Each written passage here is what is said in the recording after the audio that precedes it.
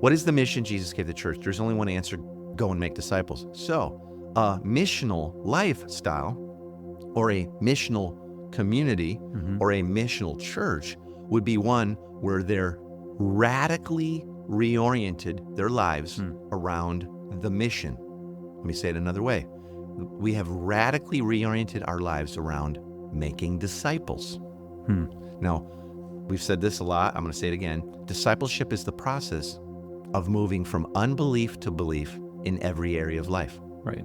It's the process of our sanctification that way, and us helping other people move from unbelief about who's God and what's he up to and what's true of him and what's true of us, moving from unbelief to belief in every area of life. We've talked about like our family life, our marriages, how we spend our money, how we spend our time. Sure. And so we're helping people do that. That's what discipleship is in every area of life. Guess what? That would mean that we would have to be engaging people in every area of their lives. Yeah.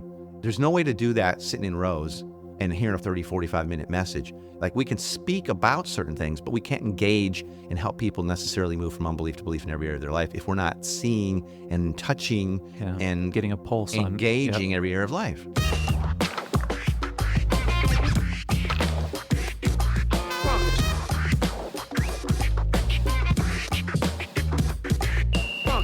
Welcome to the Everyday Disciple Podcast, where you'll learn how to live with greater intentionality and an integrated faith that naturally fits into every area of life. In other words, discipleship as a lifestyle. This is the stuff your parents, pastors, and seminary professors probably forgot to tell you.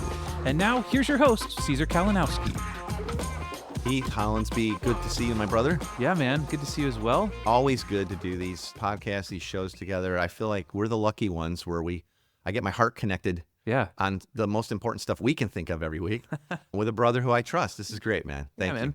Today, we're going deep into the wheelhouse, something that you've been living for years, and I fell in love with a few years back, and it's this concept of a missional lifestyle. And I've heard this phrase, missional.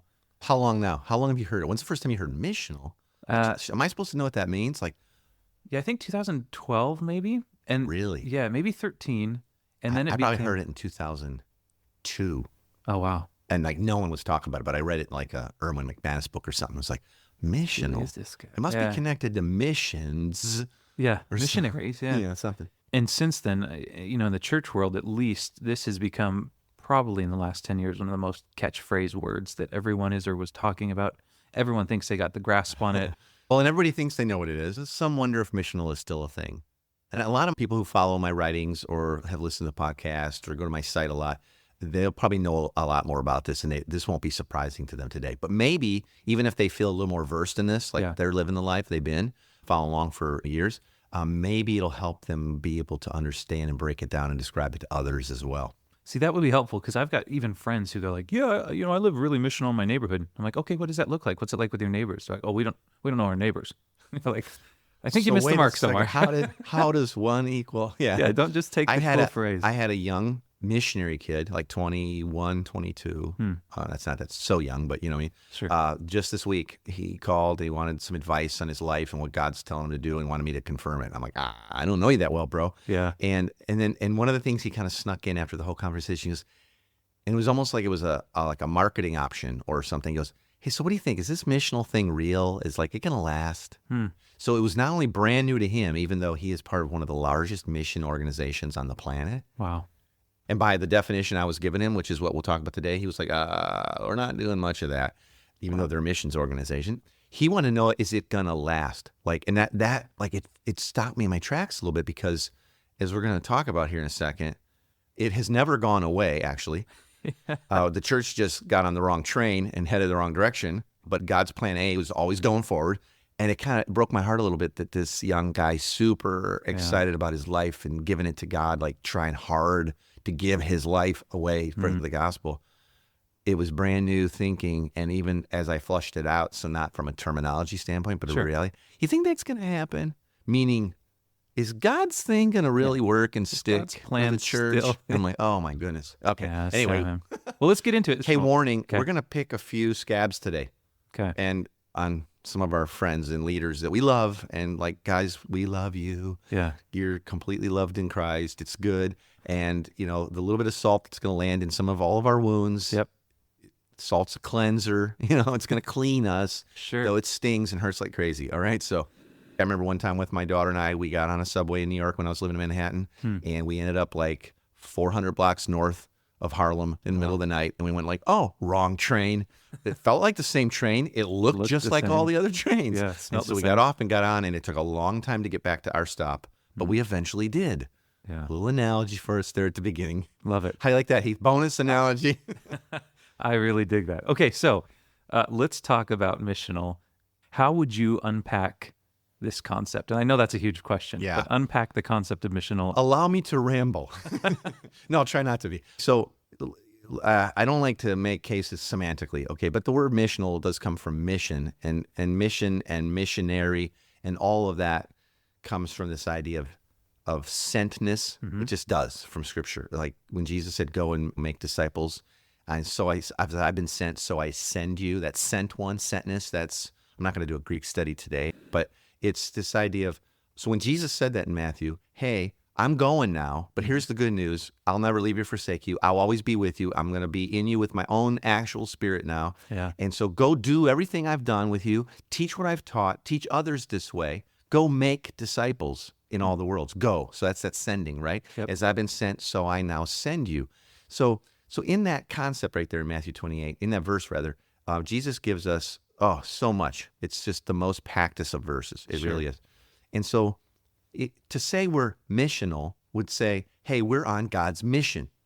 Okay. Baseline, okay? So now every church would go, yep, check the box. We're on God's mission. Are we? Yeah. Okay. What was Jesus' mission he gave the church? There's only one right answer. I'm not kidding you. It's go and make disciples. Yeah. Jesus didn't say, hey, I'm going now to be with the Father.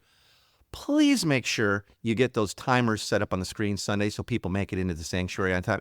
He didn't say, hey, I'm going to be with my Father, and as I was sent, so I send you, and he breathed the Holy Spirit on him. So tighten up that worship set, or A huge Christmas production. Yeah. Yeah. He never said that. Now, we get to do all those things. I'm kind of, this is where I'm poking a little bit of fun, picking a few scabs, but that's not missional, okay? Just warning. That's not missional, okay? Throwing church services is not inherently missional on of itself, because it's a come and see versus a go and make sort of move.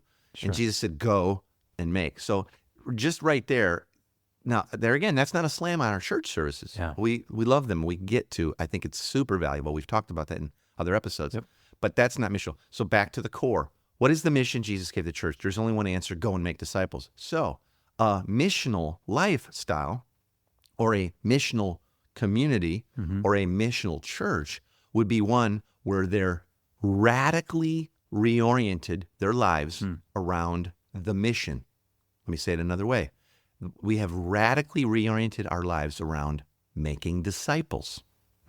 Now, we've said this a lot. I'm going to say it again. Discipleship is the process of moving from unbelief to belief in every area of life. Right. It's the process of our sanctification that way, and us helping other people move from unbelief about who's God and what's he up to and what's true of him and what's true of us, moving from unbelief to belief in every area of life.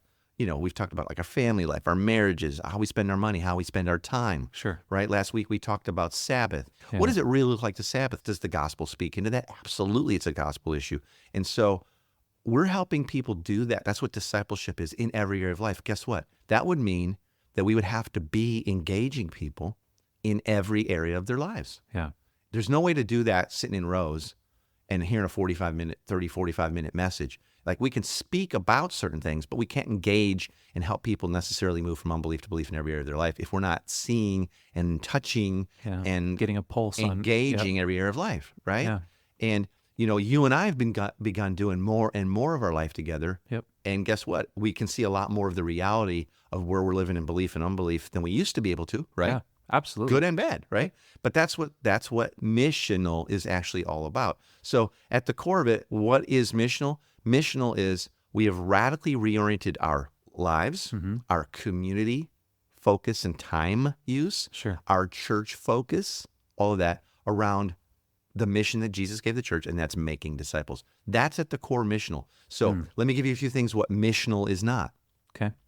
Missional is not, hey, our small group started doing a quarterly or monthly or an annual or whatever you want to do, or our church started doing the annual Great Day of Service. Yeah. Like, is that a good thing? Like, we're going to all get together and like Sure. use the oomph of our family to go out and bless the city or clean up a park or, just whatever, right? Yeah. I mean, there's a million things that our cities all need. Is that a good thing? Yeah, it's Absolutely. a beautiful thing. Does it show love and care and our servant identity? Absolutely. But is it missional inherently? No, because it's not specifically about making disciples. Now, it can be, because if you're out doing those things to build relationships and invite people to the table and invite them into the rhythms of your life, Yep. invite them into a new lifestyle where they're moving from unbelief to belief about who Yeah. God is and what Christ has done for them, and that's Christians and non-Christians I'm Sure. talking about here, then it can be missional. But the inherent small group that like studies the sermon notes, from Sunday on Wednesday night or Tuesday night, Yep. and then they once a month or once a quarter or once a year go out and like, hey, we clean up the trails, in the local hiking thing, or we go to the coast and we pick up trash, whatever. Good thing. Don't call that missional. Yeah. And I've had so many churches, Heath, tell me, we've just last few years, it's been a lot of work, but we've moved all of our small groups to missional communities. I'm like, tell me about them. They're exactly the same as they always were, but now they kind of forced them all, kind of legally, legalized, made them pick a service project. Now, I think it's better than not. There again, it Sure. sounds like I'm Engaging. yeah, but this is where I'm pouring salt in the wounds a little bit. Like, I'm not saying stop doing those things, Yeah. but if you're not making disciples in every area of life, you're not starting to do life on life, life in community, life on mission, then you're not a missional community or a missional church, or you don't have a missional lifestyle. Like your friend said, yeah, I'm super missional in my neighborhood. Tell me about that. Yeah, I hate my neighbors. I don't. In one of my books, I share a story of a couple, a little bit older couple that were really cool, and they were like all about missional, man, and everything. They started hanging out with our church community and all, and getting involved in missional communities. And Jeff Anderstelt and I had lunch with them one day, and it was like they were telling us all about how awesome it was, and they really wanted us to know, as their pastors and elders, we're in, man, this whole missional thing. And then I started seeing all these kids playing in the neighborhood. It was like the most wonderful neighborhood, right? People out and about and kids. And I was like, tell me about that family. Nah, I don't know those people. Like, tell me about that family. We've never met them. Do you invite these kids over? Like, you're like kind of semi-retired. Like, I don't want those kids over here. Like, literally that breaks. I was like, what do you mean? Well, look around. We got a lot of nice stuff. We spent our whole lives kind of like, this is our like dream house. And the kids getting here, it's all getting broken. And I won't have to put it up and down. And I was just heartbroken. Yeah. But the lunch was about how missional they were and how much more engaging they wanted to be missionally. And we said, well, yeah, but what? Wait, hold on. It wasn't that long before they kind of left the community, because they really didn't want to live missional. Yeah. It was sexy. They liked the idea of sounding like we're getting hip to what's going on in the church these days. And it's kind of like, when the small group thing got started, it's like, no. And so, like, I want to say, this isn't the new hip thing. Yeah. This is what Jesus did. This is what Jesus said to his disciples to do. This is only what you see in Acts. Yeah. It's all we see is oikoses, i.e. households, smaller communities of people, living on the mission of helping people understand who God is and move from unbelief to belief about him in every area of life. In other words, discipleship. Well, and you see that in the way even Jesus called his own disciples. It was come and see how I live. It wasn't, hey, we're going to jump into this program. We're going to do small group here. We're going to go to the synagogues together every day. It was, come and see how I live, and then all of life eventually will start aligning itself to. You ever freak out too a little bit and wonder why didn't Jesus, when he had 3 whole years with the 12 numbskulls, disciples, apostles, why don't we see any evidence if he goes like, okay, listen, we've been hanging out for about a year now. You're starting to kind of get it. Yeah. So what we're going to start doing is we're going to start going to the poorest part of Jerusalem, and we're going to feed everybody. Or we're starting the new leper ministry. We're starting the new leper ministry. We've named it.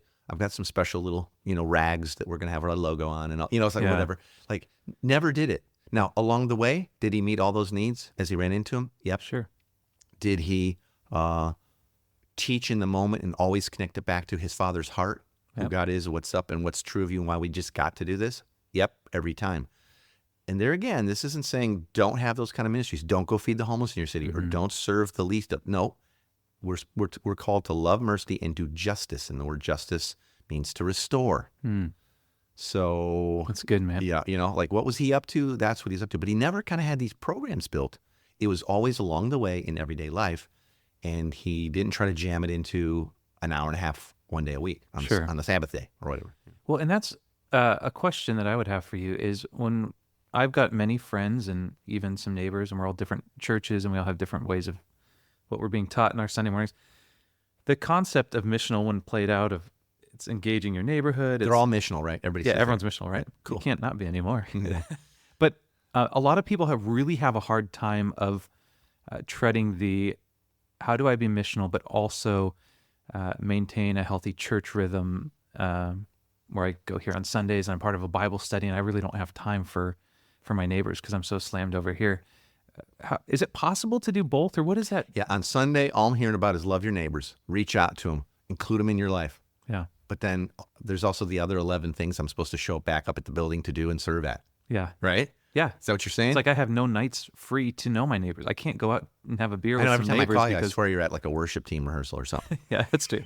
No, it's not. I practice a lot. Just get better, okay? You won't have to practice. Like you've been doing this Like professionally for like a zillion years. It should be good by now. Yeah, well, is it possible to do both? Yeah, absolutely is. But this is where, okay, I'm getting to the point where why does it scare most pastors to death? Yep. Is because, let me just say this. It is, I believe, infinitely easier to plan out and pull together and pull off a killer Sunday service. Sure. Or even if you're doing 2, because you're a bigger church, or 3 or whatever. I think that's infinitely easier, and to motivate people to show up, do your band practice, show up, do the set, get everybody claps, everything. Man, it was awesome. That is infinitely easier than, hey, radically reorient your whole entire life around a community of disciple makers and being and making disciples. It is so much easier, right? Yep. Now, does that mean we have to go, well, which is it going to be, one or the other? I do think we have to pick our lead horse.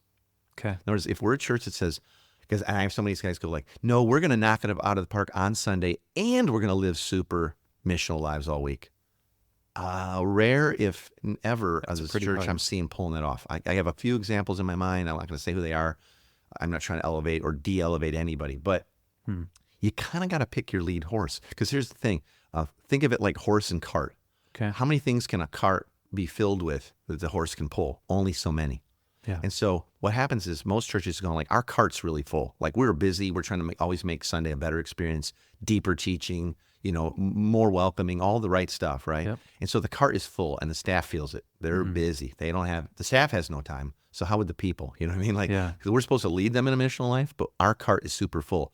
And then the church, the pastor, whoever goes, hey, we got to be more missional. I just read this book, or I went to a conference. I heard Caesar Kalinowski speaking on, or, Alan Hirsch or somebody, Sure. And like, we have to. And you know what we do? We throw it in the cart. We go, oh yeah, missional. One more thing to chuck in the cart. Yeah. But we never took anything out of the cart. And so you got to decide. And in our tribe, we say, well, we really do believe that the missional community, your oikos, your extended family, living life together and making disciples that make disciples. So your family on mission, as it were, Sure. is the primary organizing structure of the church. And so we're going to prioritize that really big, because that's 6 days a week and 22 hours, and that killer Sunday is 2 hours. And so let's rightly prioritize our time as leaders and our budgets and what we promote and speak to and what our sermons are all about. And if I'm not living a life like that, it'll never show up in my sermons, right? And so this is why it scares most pastors to death. I'm just going to get there. You got to be living a life on mission. You've got to have radically reoriented your family life and your weekends and what you're doing with people and how you're meeting people of peace and how you're intentionally incorporating them into the rhythms of your family and community life if you're ever going to lead your church there. Yeah. And so I know lots and lots of people, and I know lots and lots of churches and pastors, and the ones that are truly moving towards missional and making that transition are the ones where all the leadership is going, I am going to prioritize that. That's my lead horse. And then when we gather on Sunday, it's all about reinforcing that. It's not a both and or an instead of, or we'll let our people pick. Do you prefer Sunday or do you prefer community life? And a lot of churches we're an and church. Okay, Hugh Halter and Matt Smay wrote a book called And the church read it and went like, see, we can do both. or we can give people both options. Go back and read that book a little closer. That's not what they say. They say we are both gathered and scattered as a people. We always have been. Sure. And so can we do both? Yeah. But what's your priority going to be? And which one serves which? And so what I would say is if your Sunday, if your big gathering, awesome times together, Yep. don't serve the mission of making disciples in all of life and feed and equip and just pour the love and encouragement to that lifestyle Sure. of your people, then you're not a missional church. Yeah. You're just not. And if you don't live it, pastors listening, if you don't live it, elders listening, really live it, then you will not lead anybody else to do it. People will just have sort of the option to do it, Yeah. while you kind of focus over here on the important Sunday thing. I'm just speaking super frank here, bro. Well, and that's something that I'm thinking about is it is the call of the pastor as well. If nobody in your congregation knows how to make disciples, you got to maybe shut things down for a few minutes and rethink what's going on. How about this? How about I've done this at conferences, Heath, hundreds of pastors in a room. I'll say, how many of you guys were deeply discipled, like in everyday life rhythms, where you got to see how the gospel connected to every part of your life, and people saw every part of your life, and they spoke into it, and they got to? How many were discipled like that? Yeah. I'm not kidding you. Out of like 100, it'd be like one hand, two hands. Yeah. So like now we're saying, now go out and help your people make disciples. Or worse yet, you go tell them, we got to start making disciples. They don't know how. Because what? Because you don't know how. And that's okay. Start where you're at. Here's another reason why missional, like a true missional community, true missional church focused on lifestyle of discipleship, scares the heck out of our pastors Okay. and elders and all. Finances.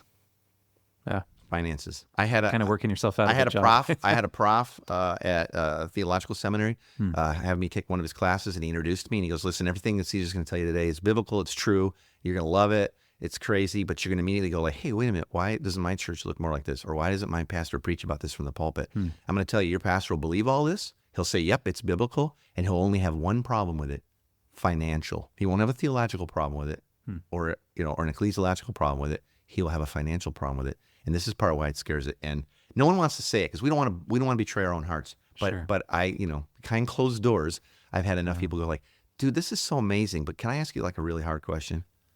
How do you collect the tithe? Yeah. If they're not coming on Sunday, or if they are coming on Sunday, but they're really pouring their life and their resources and time and focus into their neighborhoods and brokenness there, isn't that going to erode the giving? Because God, man, we got a giant mortgage here on this building, or we're in the middle of a capital campaign trying to expand the heck out of this, right? So we can do more programming here. So back to that, like, you got to pick your lead horse. Maybe you don't need the new youth wing. Maybe you need to engage your youth at the Y and at the, the center in town and in your neighborhoods and at the high schools and, in the gyms and all that stuff, right? Or, you know what I mean? Yeah. Or maybe the old sound system's good enough for the 3 camp songs on Sunday. Like, just get a pro in to tweak it for you or something. You know what I mean? Like, maybe you don't need a whole $20,000. I don't know. You know what I mean? Sure. I'm not here to tell It's a people. reorienting of how you think about It's a everything. reorientation of this. And so this is why it's scary, because you go like, if my people really start living life, all of life on mission, what if they're too busy to come every Sunday? Well, we already know it. Like nationally, I think the average like super committed Christian goes to church. What is it now? 2.3 times a month or something? Yeah, it's like 1.7 I think it's 1.7 or something, right? Well, I hope it's because they're actually engaging their neighbors better. I don't know if that's the case, but I will say this: often when people are engaging their neighborhoods well and starting to live a missional lifestyle, they fall deeper in love with their own community, and they really need the word. Because like, man, we're on the battlefield now. Sure. Like, and we need to know the word. We need to sit under good teaching and all that.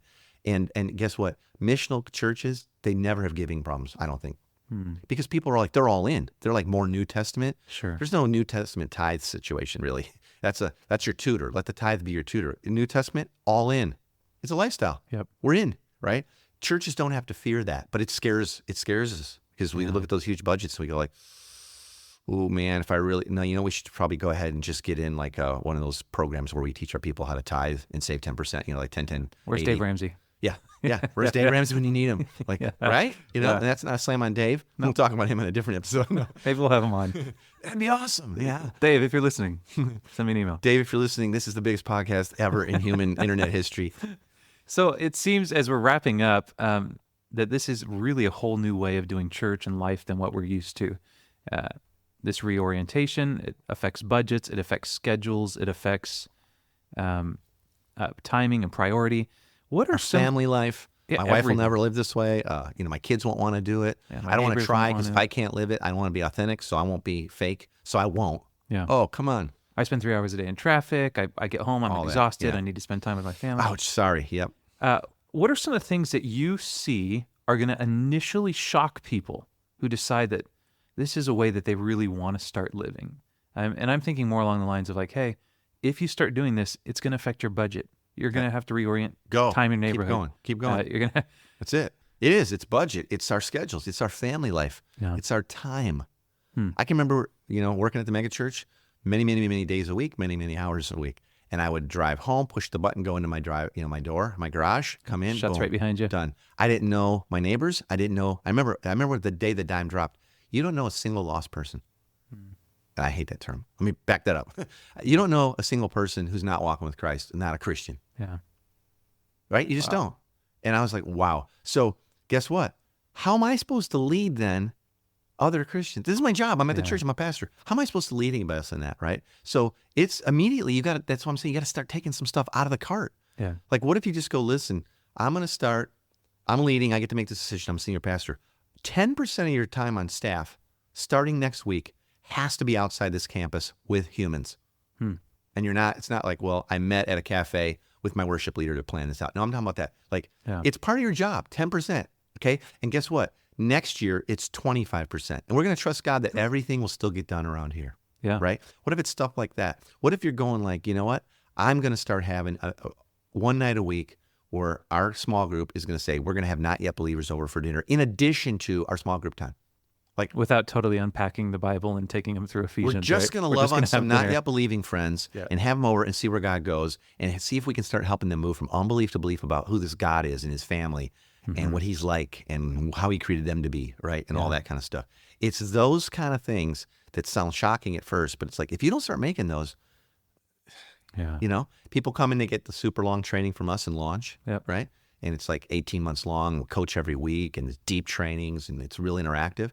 The ones that crush it are the ones who go home and they live it. And then they go, oh, this isn't actually all that hard. But I did have to die to a bunch of my old patterns and grooves. Yeah. And Pain. There's pain to it. there's pain to dying, right? Yeah, absolutely.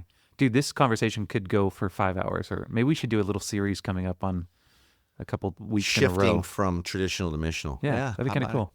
So as we close up, we do our big 3 every week. These are the takeaways. We want 3 things people can actually stop right now and start implementing in their life. And we give it away for free every week by going to everydaydisciple.com/big3. Caesar, what would those big 3 be for this episode? Big 3. Number 1, know that a true missional community is the primary organizing structure of the church.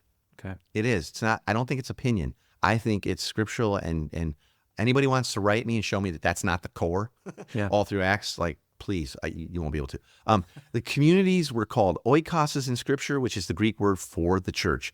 And while it's awesome that we can have larger gathered celebrations, for loads of Christians, a lifestyle of discipleship with a close group of people and our friends and neighbors was always God's plan A for the church. Yep. Know that. It was. Okay. 2, believe that living a life on mission, so making disciples in all of life, starts with you. Got to believe that. And if you're a leader, a pastor, or elder in your church, your highest calling and honor is to give your life to a community that's making disciples. Yeah. And even if your gift is preaching, then still you got to live it, right? Yep. Your highest calling is going to be that. This is a lifestyle and not a series of events or a next sermon series. This will take every part of your life. And this is how Jesus said we would find true life. Yeah. And I want to remind you too, believe this, God loves you right where you're at. So if you go like, wow, man, this is super convicting, know that you're still perfectly loved. And you can listen to this and make no changes. You're exactly the same loved. I just want to remind people that. Yeah. There's no condemnation, right, in Christ. The gospel is that big. So 3, get the equipping that you need to break old patterns and start to lead others on mission. If you've never been discipled in a way where the gospel was applied and transformed every area of your everyday life, you're going to need to humble yourself and start slow, right? I wrote a book, Small is Big, Slow is Fast. You got to start where you're at, and you might have to humble yourself under some people who maybe they're younger than you, maybe they've not been Christians as long, but they're living this way, or get some training. Have you heard about our Discipleship as a Lifestyle Workshop. Have you gotten in on that training yet? We took some of our most popular and immediate first step training, put it all together. I got a whole lot of bonus materials and downloads that go with it. And the response has been phenomenal. I mean, phenomenal. If you'd like to get that training, just go to everydaydisciple.com/training. Pretty simple, right? That's going to give you a big picture of how discipleship, like we're talking about in missional communities, can happen for you. Now, that doesn't mean you have to start a missional community right away. That's not what this training's about. It's much more practical day to day right now for you, for your family, for your close friends, and how you begin to move your church, the folks in your church, toward living a lifestyle of discipleship. So again, just if you want to get in on that, it's like $37 right now. So if you do this right away, that's what it'll be. That's like nothing. So go to everydaydisciple.com/training, and this will get you started. So that will be taking that first step towards that, or maybe a next step towards it. All right. Well, that kind of wraps us up for today. Thanks again, Heath. Love being with you, brother. Next week on the podcast, we're going to be talking about this epidemic of loneliness and isolation and looking at some of the statistics that have recently come out about that, but also how the gospel speaks to that and how us as the church have been perfectly set up to be in there and being a positive change for so many people that are living in isolation right now. And maybe if you think, well, that's just no one wants to come over, people don't want to do things, but no one wants to live that way. It's all out of fear. So we're going to talk about all that stuff with a friend of mine, Gino Kirkarudo. You've probably heard him on the podcast before. I hope you'll join us for that. It's going to be great. All right, talk to you soon. Thanks for joining us today. For more information on this show and to get loads of free discipleship resources, visit everydaydisciple.com. And remember, you really can live with the spiritual freedom and relational peace that Jesus promised every day.